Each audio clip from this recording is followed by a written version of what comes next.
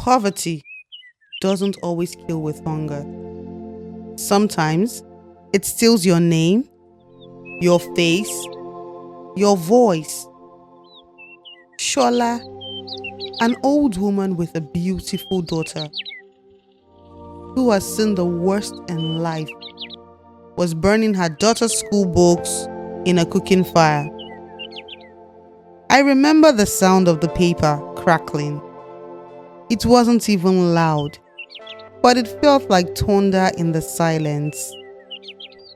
The girl, barely 12, maybe, was just standing there, holding a small plastic bucket, eyes red but not crying.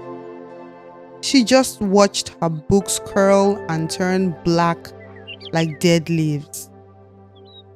I couldn't stop staring. I had come to visit my cousin in a village outside Lagos, Nigeria. It was supposed to be a short weekend trip of laughter and fun.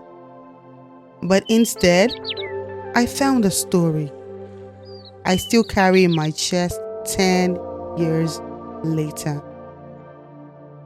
Her name was Shola, the mother of the little girl. She didn't look old, but something in her back was bent, like life had been too heavy for too long.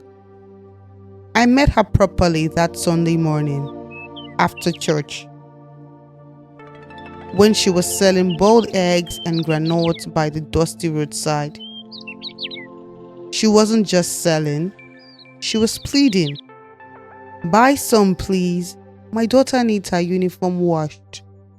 Just 10 naira. Her voice was the kind of softness that comes from too many unanswered prayers.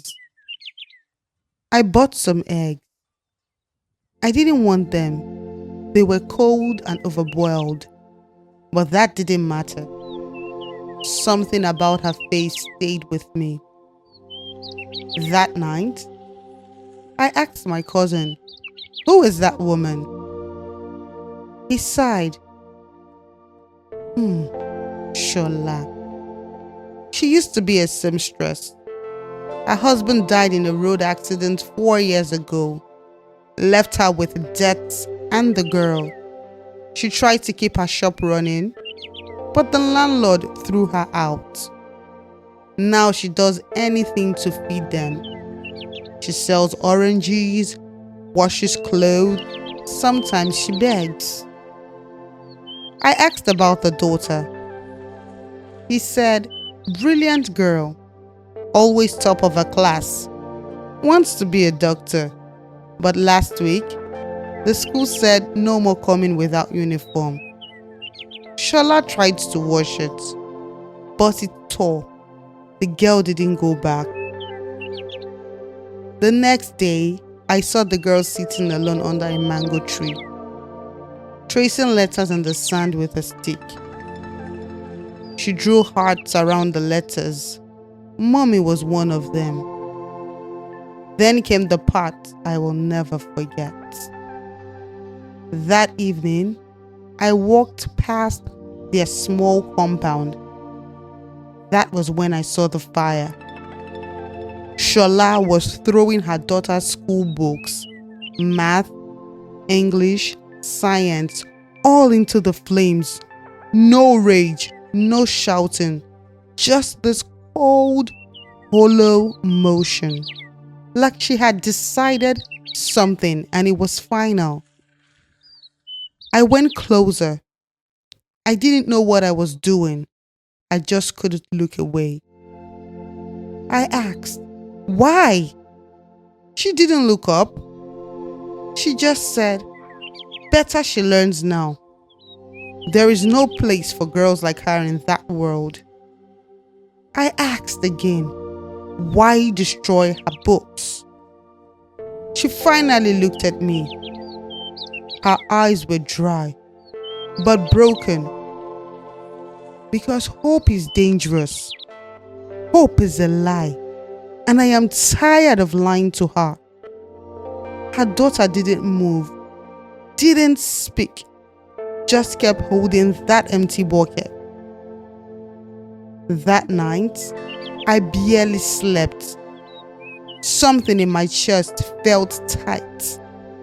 I remembered my own mother, how she used to hide coins under her mattress just so I could have lunch at school, and how lucky I was that her hope never cracked. The next morning, I went back. I gave Shola a small envelope. Not much, maybe what I would spend on lunch in Lagos for 2 weeks, but enough for a new uniform and books and food for a few days.